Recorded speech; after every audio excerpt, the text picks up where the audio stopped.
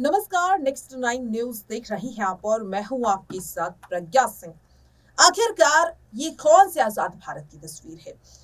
ये कैसा आजाद भारत है जहां पर देश के वो पहलवान जो देश के सम्मान के लिए मेडल्स जीत कर लाते हैं, उन्हें आखिरकार कौन सा उन्होंने ऐसा अपराध किया है कि सड़कों पर घसीटते हुए पुलिस ले जाती हुई नजर आती है। ये सवाल सिर्फ ये पहलवान या फिर विपक्षी दल के नेता नहीं बल्कि आज आम जनता भी पूछ रही है।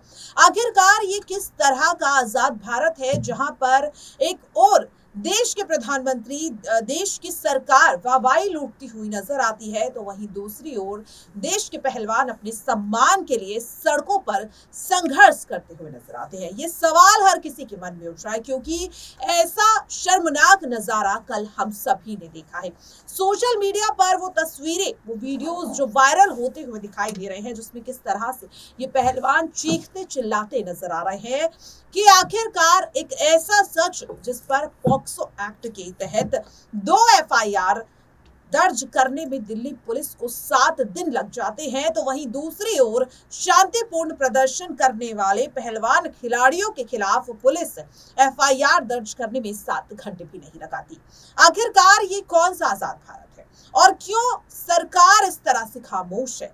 क्यों देश के प्रधानमंत्री नरेंद्र मोदी खामोश है? क्या सब कुछ देखते हुए क्या वाकई में सरकार अंधी और बहरी हो गई है?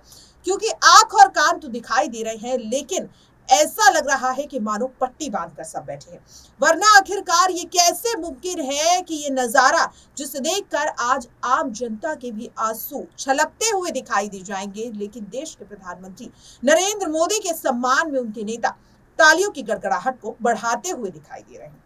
नए संसद भवन के उद्घाटन समारोह में किस तरह से सरकार ये दिखाने की कोशिश कर रही है कि वाकई में हमारा जो देश है वो कितनी ज्यादा उन्नति कर रहा है, लेकिन आखिरकार उसी देश में जो दूसरी तरफ हमने कल देखा देश की राजधानी भी वो कितना सही था।